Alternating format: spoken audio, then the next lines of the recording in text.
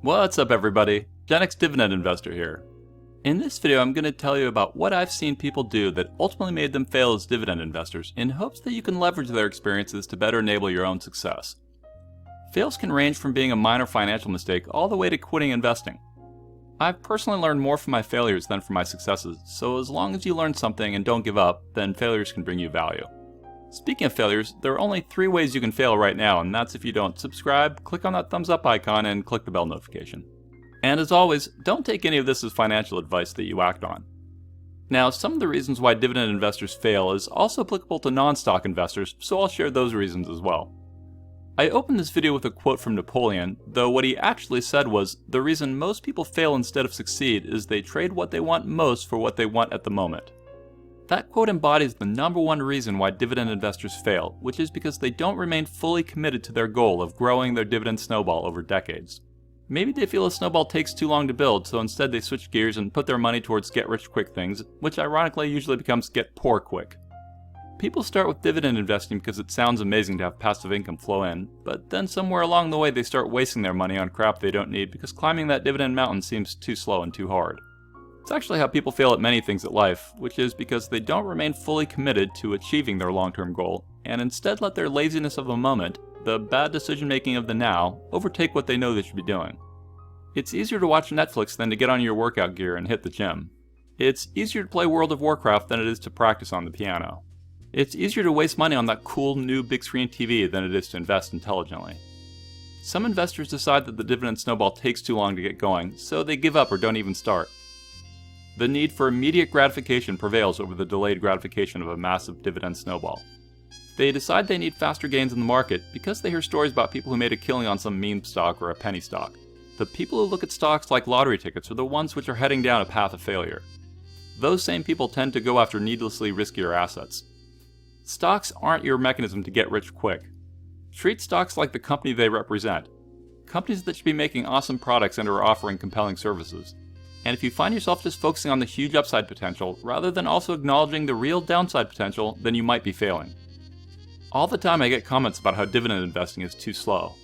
Those same people who want to get rich quickly desperately want to walk away from a job they don't like, from a disrespectful boss, from a toxic work culture. The sad part is that dividend investing is a long-term solution to achieve their goal of having enough passive income coming in so they no longer need to work for someone else. No, it's not overnight, but yes, you can do it, but you need patience. Many dividend investors fail because they don't practice the patience it takes to succeed. They're too impatient for the dividend snowball to get going on its own. They're too impatient for those dividend hikes to do their magic. Some are too impatient with dividend stocks that aren't making massive gains every month. They feel that the dividend path is just too long and too hard. But long and hard is the best thing for everybody. So yeah, you start out slow at first, but then you go faster and faster, and when you finally make it, the feeling is amazing. But no, people get off and take a left turn at Albuquerque and hit the casinos and bet it all on black. Okay, that's enough subtext and innuendo. It really is an amazing feeling when you're finally living on your dividends. I get a lot of comfort feeling that my dividend snowball is like a machine which will live beyond me, and while I love being alive and don't want to die, it brings me great solace knowing that my machine will keep delivering for my family and for my future generations long after I'm gone. I've literally planted the seed in what I believe will become a tree of eternal income. I was thinking the other day that I know my grandparents' names, but I don't know my great-grandparents. One of my goals is to create an enduring financial legacy such that 100 years from now a future descendant of mine will be told a story of how some of their family's wealth was started by a crazy guy who loved dividend investing. Maybe that's unrealistic to think that could happen, and if you're the type of person who, on a daily basis, asks questions like, do you think so-and-so stock will double before the end of the year? Then I fear your unrealistic expectations may kill your desire to invest. That same type of person often freaks out when we have a few red days. Those people haven't come to terms with the reality that the market goes up and down every day, and that going down 1% or whatever doesn't mean the game over. In the last 50 years, the market ends green only about 54% of the time, which means 46% of the time it closes red. That might not sound very good, but think of a casino who usually only has slightly better than 50-50 odds to win. But over time, casinos make tons of profit. Now to be clear, investing isn't gambling if you're doing your research. It is a lot like gambling if you just blindly invest without doing your homework. The market isn't about luck. You'll find that company stock prices tend to trend with their financial results. Sometimes they don't, but over time they tend to revert back to the mean of their financial trends. i.e. as revenue and earnings and such trend up, so does the price tend to trend up. Of course, just because historically the market has trended up doesn't mean it will in the future, but I feel you can help your chances of success by investing in great growing companies. And please don't think that you gotta make money fast in the markets, which is a mindset that many newer investors have. They feel like they gotta beat the market, that they need 10 baggers. They compare themselves to others, and when they aren't getting massive returns quickly, they quit. Some people overestimate their abilities and are so confident in themselves that they take bigger risks than they should and get burned. Or they start supremely confident, and then when they do poorly, they give up on investing. Another fail that I see with dividend investors is the mistaken thinking that if your company was once great, then you don't need to continue to stay close to it to ensure it remains great. But there are lots of cases of companies that lose their luster over time. Take a look at GE's dividend history to see what I mean, or look at their revenue trend. My point? Don't be overconfident in your businesses. Sure, odds are they'll do fine, but every so often a company can lose its relevance and not evolve, so I found it better to keep researching your companies as time goes on. People who are overconfident in themselves in the market often make the mistake of investing more than they can afford to lose. Remember, stocks don't always go up. They can go all the way to zero. Now, the opposite of those types of people are those that underestimate their abilities. They second-guess themselves. They have analysis paralysis. Some think they can never get rich. They don't start investing because they don't have enough confidence in themselves, or they start and they stop after a bit of poor performance. Or they don't invest because they don't think they have enough money to start. But $1 invested is more than $0 invested. To win in the markets, you gotta keep investing. What I've seen with dividend investing is that people get into it excited for the potential, but they overestimate where they'll be in a few months and underestimate where they could be in a few decades. And that misaligned estimation often leads to quitting. The dividend investors who succeed usually have goals that keep them motivated and on track. Portfolio goals, number of shares goals, passive income goals. Investors who don't have North Stars in what they're doing, why they're doing it, where they're trying to get to, etc., eventually seem to peter out. Of course, you need to make sure you don't make a bad decision to merely hit a short-term goal. Anyways, another reason that dividend investors fail is because they don't understand some of the basics on how to evaluate dividend companies. In an attempt to help those people, I did a video called How to Analyze a Dividend Stock in 60 Seconds. This week I got a comment from someone who was telling me about this great dividend stock of theirs. I'd never heard of it, which was my first red flag, and then when I looked it up on Seeking Alpha, I saw that the company had a 10-year stretch where it didn't increase their dividend, and they had 0 consecutive years of dividend growth. I then looked up its total returns over the last 10 years and found that it had made less than half the return of the S&P 500. That doesn't mean it was a bad investment for that guy telling me about his awesome dividend stock, as maybe he got in super low, or maybe it was part of an RSU grant or something, who knows. But man, for me that wouldn't be what I'd call a great dividend stock. And that reminds me of a comment I recently heard, which was, OMG, look at that REIT's 95% payout ratio, it's gonna go under. Unfortunately, that person probably didn't understand how to evaluate REITs. For reference, a payout ratio is a financial metric used to help determine the sustainability of a company's dividend payment. REIT stands for Real Estate Investment Trust, which is often a company that owns, and in most cases operates, income-producing real estate. So equity REITs are companies that own strip malls filled with various stores like 7-Elevens and Walgreens and whatever, and or they could own office buildings or warehouses or hotels or hospitals or etc. There are other types of REITs like mortgage REITs, aka MREITs, which invest in mortgages or mortgage securities of commercial and or residential properties, and there are hybrid REITs. Anyways, REITs are required by law to distribute at least 90% of their taxable income in the form of dividends, so REITs with a payout ratio of more than 90% are normal, whereas with non-REIT businesses you usually want to see payout ratios under 70%-ish. Now let's look at non-REIT payout ratios versus REIT payout ratios, as the math and the formulas will bring clarity to things. The payout ratio you should use for non-REITs is total dividends paid out during a time period, like a year, divided by net income made during that time period. So if a company paid out $20 million in dividends and it had a net income of $40 million, then the payout ratio would be 20 divided by 40, which is 50%. You can also calculate payout ratio by taking the dividends per share and then dividing that by earnings per share. Okay, now that we understand the normal payout ratio formulas, let's look at why a different formula makes more sense when evaluating REITs. Equity REITs keep most of their assets invested in real estate. They're basically landlords who receive lots of cash flow from rent-paying tenants. So US tax laws allow you to depreciate real estate in various ways. Depreciation is a non-cash expense that reduces the property's taxable income but doesn't reduce its cash flow. So as an example, a REIT might have collected $1 million in gross rents from one of their properties and have had $300K in operating expenses, along with a depreciation expense of $800K. That's $1 million rent minus $300K expenses minus $800K depreciation equals minus $100K, even though the property is positive $700K in cash flow. Or to say that differently, that means that even though the property might be increasing in value every year, as many properties do, and even though its cash flow is positive, its actual financials could show that the net income from it is effectively dropping. And if we assume the number on top of the payout ratio formula stays the same, aka the dividends paid out, but the bottom net income number is going down, then the payout ratio goes up. So due to rules of GAAP accounting and tax laws and such, REITs tend to have more cash flowing around than you could infer by looking at their net income. In fact, they may even have more dividends paid out as distributions than their reportable net income, meaning their payout ratio is over 100%, even though it's actually not losing money. What all that means is that if you're going to invest in REITs, then you should understand the differences between net income and cash flow and such, and instead of just using net income, you should look at what's called adjusted funds from operations, aka AFFO, as it more accurately estimates the REIT's present values and the ability to pay dividends. If you want to learn more about how I like to analyze REITs, then I recommend you watch my video called Dividend Portfolio, my 7th stock realty income drips $3,412 a year, though that thumbnail is no longer accurate.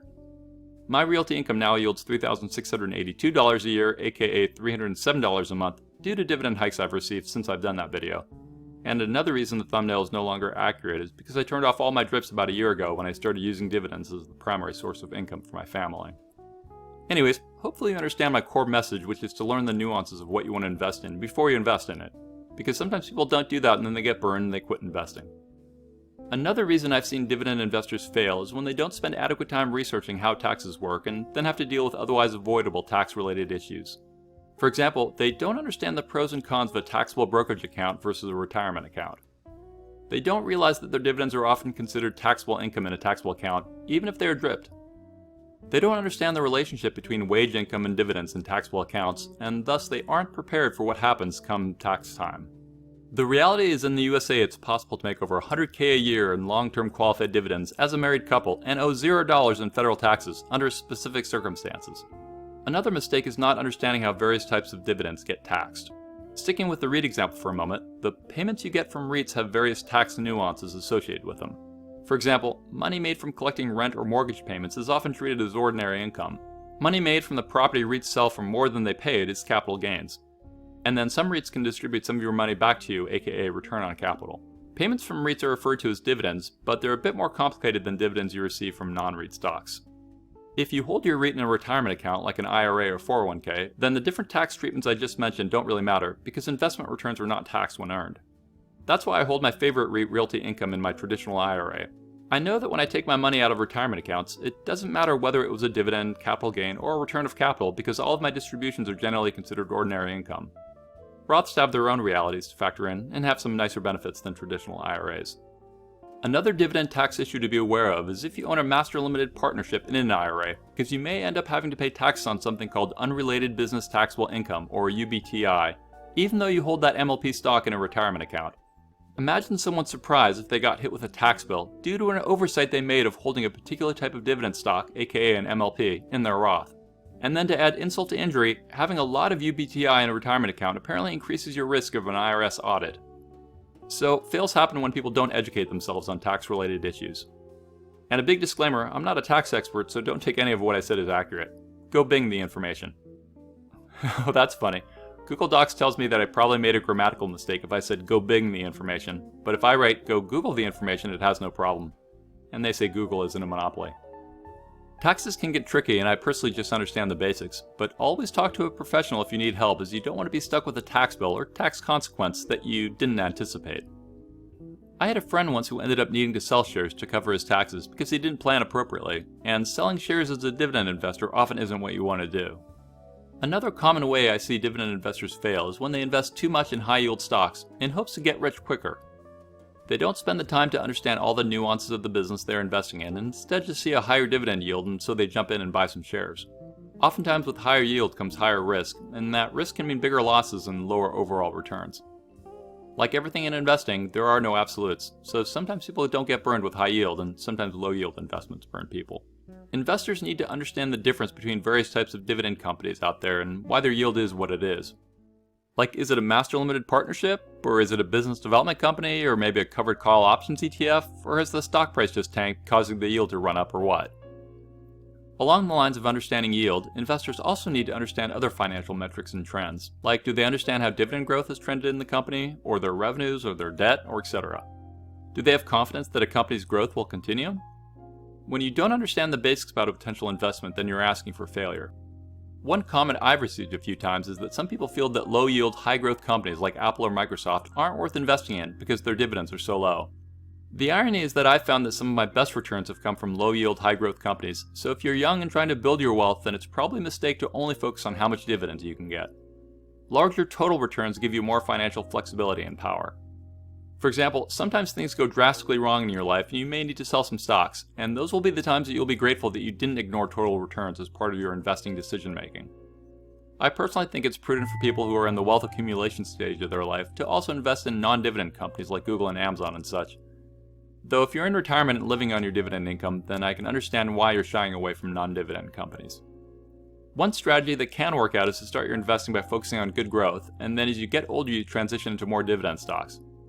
That approach often gives you more flexibility than the opposite approach of focusing on cash flow for decades and not total return potential. Of course, you can win or lose by focusing just on total returns or just on cash flow, or on both, but don't discount the power, security, and flexibility from factoring total returns as part of your process. Remember, there are a ton of ways to hit your goals in the markets. Another failure I often see is when someone invests in a knee-jerk way based on a hot stock tip. I think it's fine to hear other people's input, but never invest until you thoroughly research the company. I was talking to a dividend investor a few days ago who told me how she was at the gym recently, and another member of her gym was chatting with her about the fact that he was the CEO of a public company and they had an amazing product that was really taking off. First, that cracks me up that the guy's flexing being a CEO instead of flexing in the mirror. Second, this dividend investor went home and invested a few $1,000s into the company without researching it. She didn't look if the company had any patents, she didn't see if they had any competitors, she didn't review their financial trends, she just liked the product and thought the guy sounded smart, and so she invested. I actually liked the product idea when she told me about it, but I strongly urge you to not invest just based on a tip or based on what your gut tells you sounds promising. I've seen too many people get burned that way, some even to the point where they gave up investing after suffering a large loss. Blindly putting your money into a company because of a YouTube video is also not a good idea, unless you're spending the time required to fully understand it. Speaking of YouTube, it's easy to find channels that have quite different dividend portfolios today than they did when they started doing videos.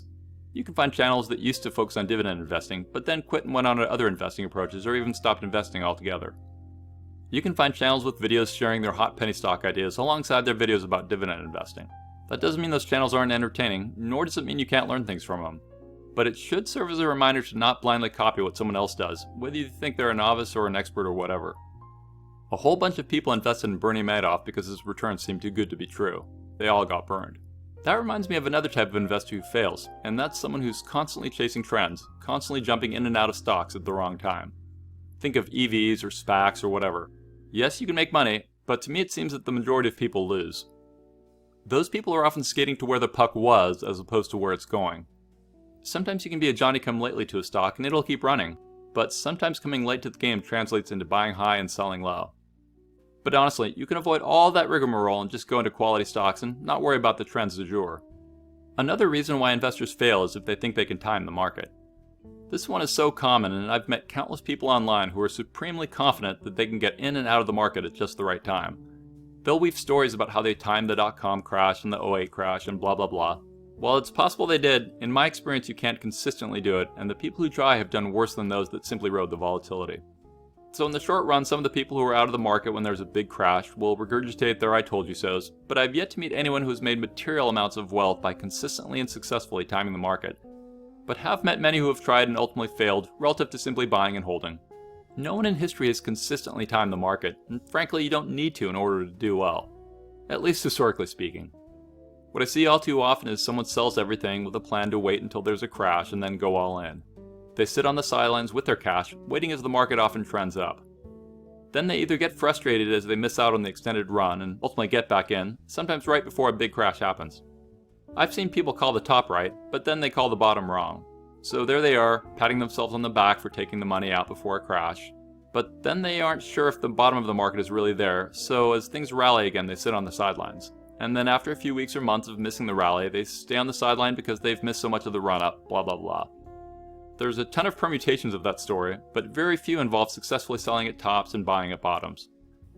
Now that being said, I do urge you to calculate intrinsic values for your stocks so you understand when you're buying it inexpensively or not, as I don't consider that as timing the market, but instead I consider it buying when it's on sale. Okay, another reason investors fail is when they panic.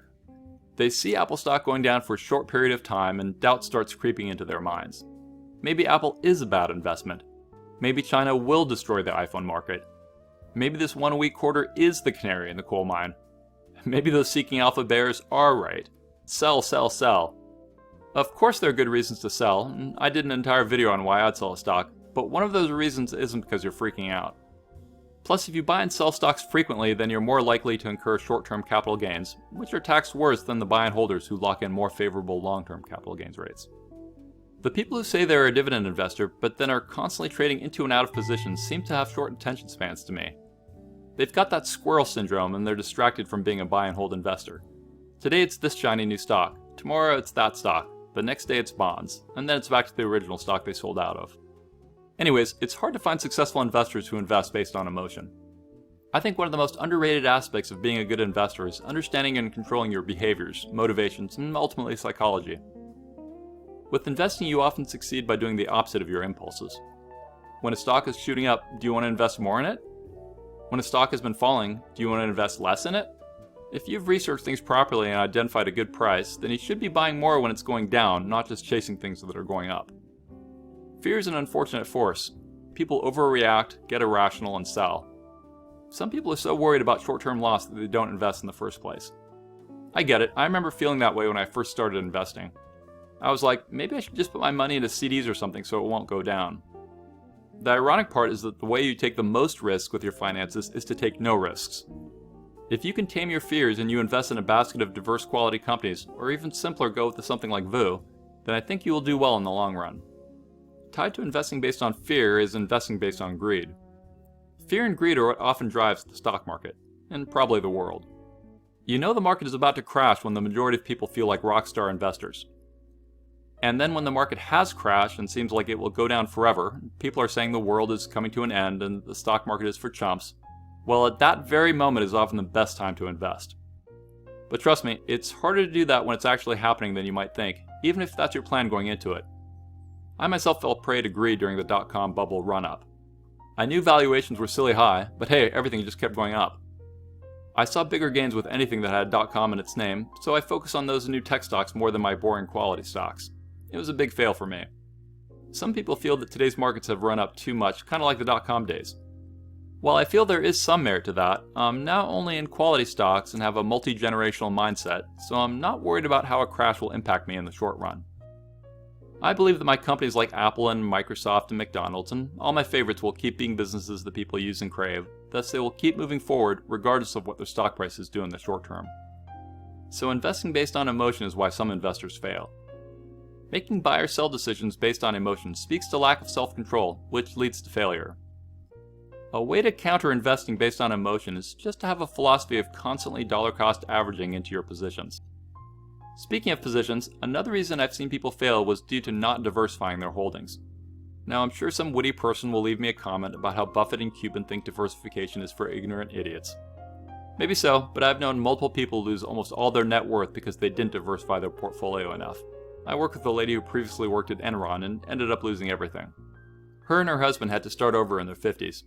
Now they completely stay out of the stock market because that Enron loss was understandably too much to stomach.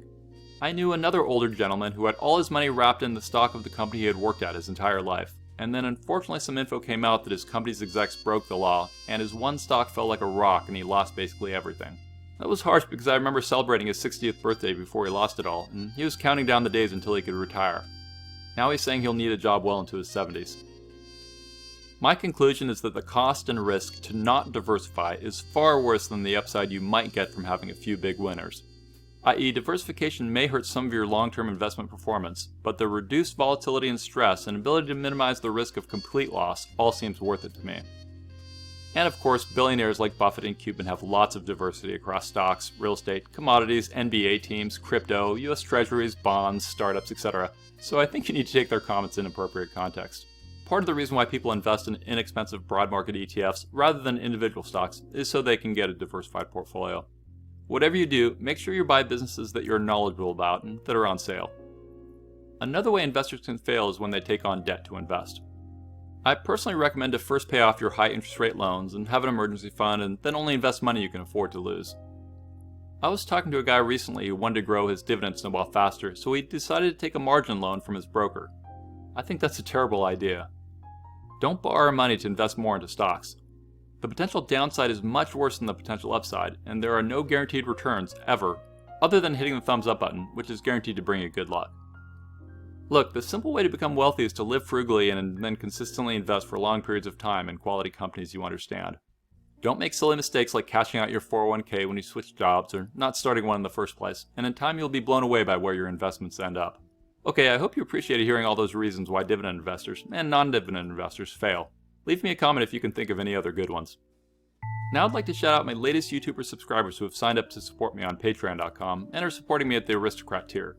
So thank you MRAO1, thank you Sanderman, thank you DTW, and thank you Chauncey J, who used to be an aristocrat and suspended his membership for a while, but now is back again because he said he was addicted to my spreadsheet portfolio tracker tool. As Patreon aristocrats, they gain access to my dividend portfolio tracker spreadsheet tool, and they gain access to multiple private channels on my Discord, including one where I let people watch my videos before I release them to the public, as well as I often let you vote on which thumbnails I use for my new videos. If you made it to this point in the video, I ask you to please slam that thumbs up button, subscribe if you haven't yet, and click that bell notification. And don't forget to join my free Dividend Discord, a place where thousands of dividend investors hang out and chat. Thanks for watching and hitting that thumbs up button. Stay positive, and I'll talk to you again real soon. I am not a financial advisor, and these videos are for entertainment, inspiration, and educational purposes only. Investing of any kind involves risk. I am only sharing my opinion with no guarantee of gains or losses on investments.